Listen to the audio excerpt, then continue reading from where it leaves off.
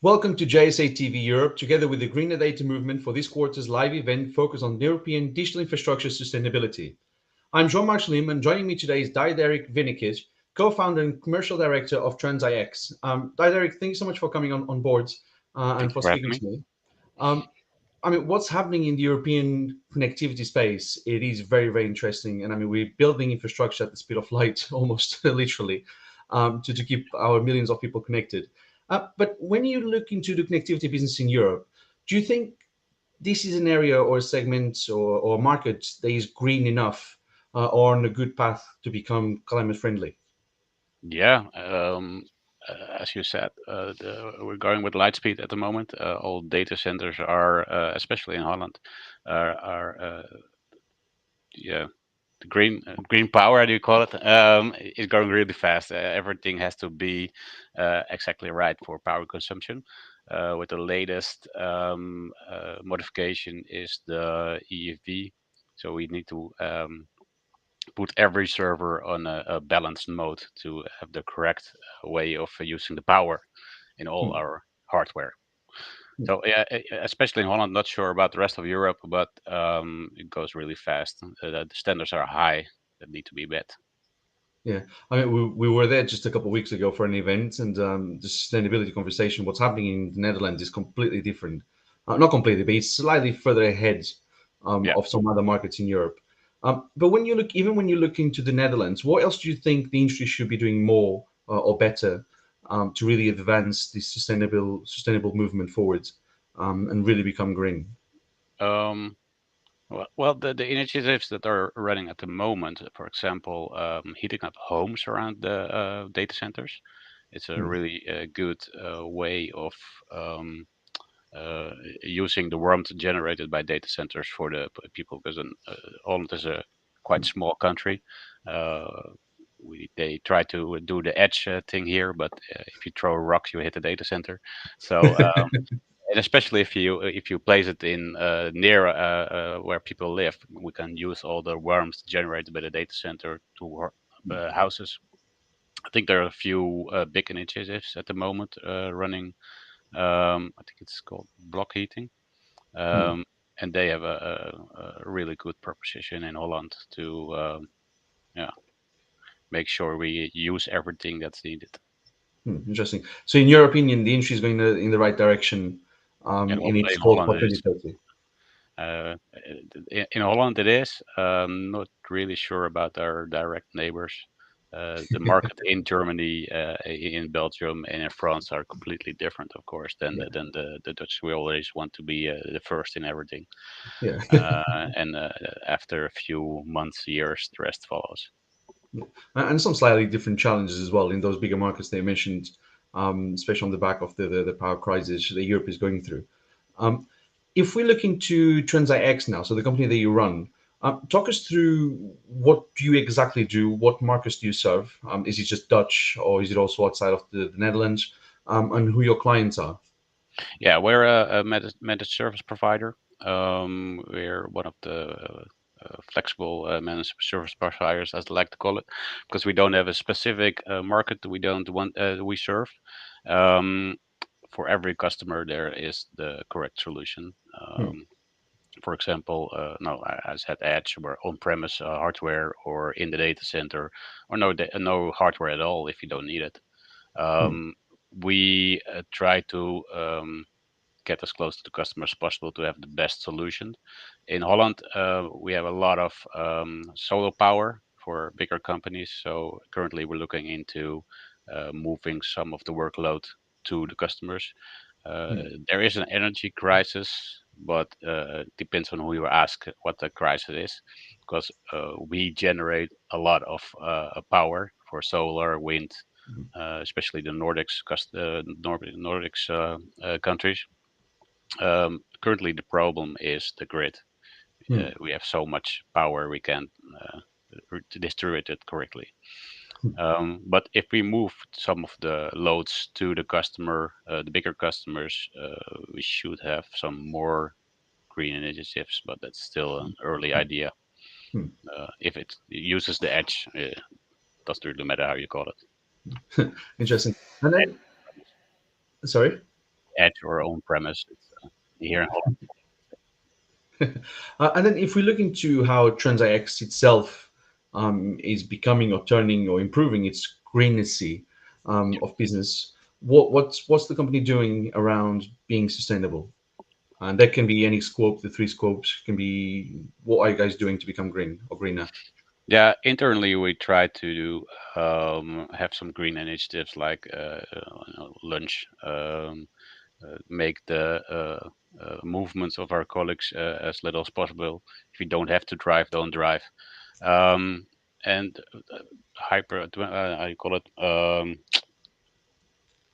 We do the last few years. We really put everything in our own clouds, in our own data Hmm. center. So we went from 40 racks to 20 just to lower the power consumption. Next to that, we're trying to look into some initiatives um, to compensate the footprint. Hmm. Uh, One of the ideas is maybe plant trees and stuff like that. We need the power. We need but we can compensate it by other ways. Hmm. Interesting. And then, so if we look into the next 12, 18 months of business strategy, what are the plans for TransIX? Yeah, currently we are, well, last years we did a lot of private clouds. We did some public clouds, but Dutch people rather have their own hardware.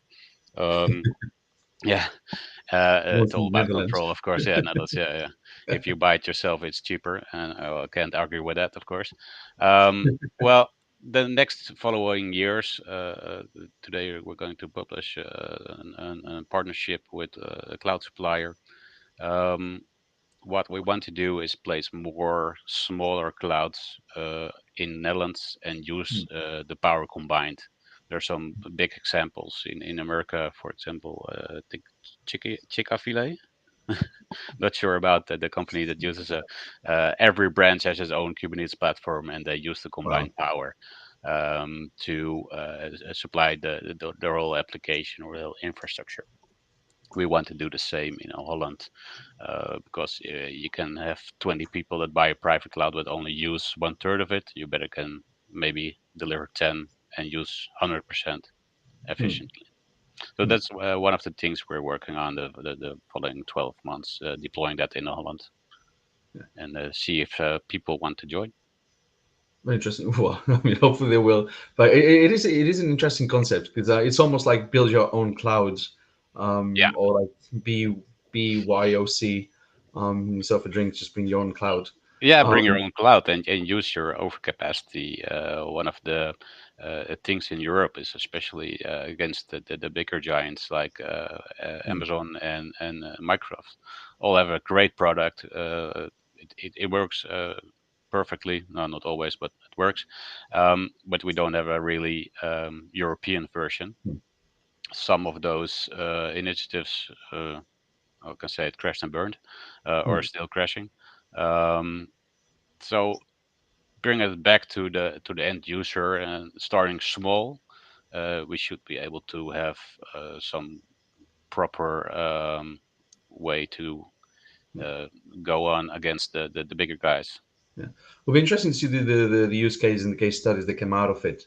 There was a story yesterday, and I can't remember what company it was, but they said they saved about $400 million by not storing with AWS. Yeah, So because they got their own servers, so they went and built their own thing, yeah, and yeah. it saved a lot of money. Yeah, Um, that's one of the things we saw in the last 8 years. A lot of developers just keep on adding machines, and it's hmm, excellent. It works until the CFO comes to you and say why we're paying this much. hmm, At the moment, my biggest plus against the bigger guys is that CFO comes to us. Listen, we're paying 70, 80, 100 euros a month. Do we really need it? hmm, Our company looks into the design, what you actually need, and I think 9 out of 10 times with a single investment or uh, they will be a lot more cheaper. hmm, Because example was somebody who paid 80,000 euros a month. We built a platform for 600,000 euros that can last them for 5 years. Hmm. and can do almost the same, except for some nice tools that the big guys have. So Hmm. I got a signature really quickly. Hmm. No, that's interesting, but I think you'd also need a partner like yourselves to come and build it. Because if I guess if people start going on their own and building their own things, like in the old days, what it used to be before we got into public cloud and the whole thing, cheaper doesn't always mean greener, No, in a way. no. Um, so that's why external partnerships are needed to help manage the loads and make sure that the equipment is being used to its best uptime. Um, Yeah, a great example there is that if you want to build it, it's really complex. You need a lot of people, a lot of engineers, and at the moment we don't have enough hmm, especially in Holland. I think it's for the rest of Europe as well. Um, it's global. but how we can do it, you just make a small cloud server where you can have your production 24/7, let it run, and do something like a Veeam, a Cloud Connect. Put it on our data center where we share a bigger platform for a lot of customers. And if Hmm, you need to evade because for Dutch your office is underwater, we can start it up in our data center. But hmm, in the meantime, it's just down, doesn't use anything. It's just for you the security that you can continue your business. We have a interesting. lot of customers there. So, yeah. Okay, But well, I'm, they need companies like us to have a proper design and especially work out the costs, of course. yeah, and I think that's kind of the big difference between building something like this today and the ones that used to be built before public cloud, so the on-prem enterprise that isn't before the cloud. It's Yeah, really the external partnerships that come in and bring all the skills and the management platforms as well, in a way. yeah, But then, Diederik, so if people want to learn more about what Transex does, and then, of course, keep up with the news of what's coming, especially the announcement later today, how can they reach out and be in touch and follow you to find out what's going on with the business? yeah. Of course, they can visit our site. .com is already online for the English version, and they can always contact me or one of my engineers. So we're currently with 40 people for Mhm. MSP in Holland. It's how do you call it? Uh, Big enough. uh, what we want to grow, but we want to keep the direct connection to the customer. Um, if they want to meet, email, text, Hmm. WhatsApp. I don't have Facebook, but Yeah, I do I have don't think anyone does nowadays. Instagram. No, no, no, Facebook. I don't have TikTok, Snapchat, but I use the mail and my mobile. And Yeah. yeah, we as an engineering department, we lack a little bit in marketing. Hmm.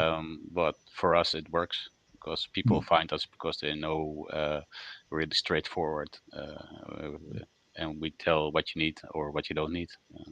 Yeah, and sometimes delivering a good product is more powerful than any marketing campaign. That will come to top up the work that's been done. But the important is to really deliver a good product that people Yeah, are happy with, and then business will follow. yeah, It's always the way. Good yeah, business attracts good business. yeah. And we are known for our 24/7. Hmm. We monitor everything. We have customers that are in the oil, so we monitor the big ships. We have Hmm. accountants, agencies, a lot of um, yeah, bigger companies that Hmm. rely on us for monitoring their complete infrastructure, and of course react if there's something goes wrong. Hmm. Security is a high demand at the moment, of course. Oh yeah, well, especially in the days that we live. But Derek, thank you so much for talking to me. As Thank you for for having you, me. thank you. And then as for you at home, thank you for joining and for watching JSA TV Live. And don't forget to check our social channels for more content. Until next time, happy networking.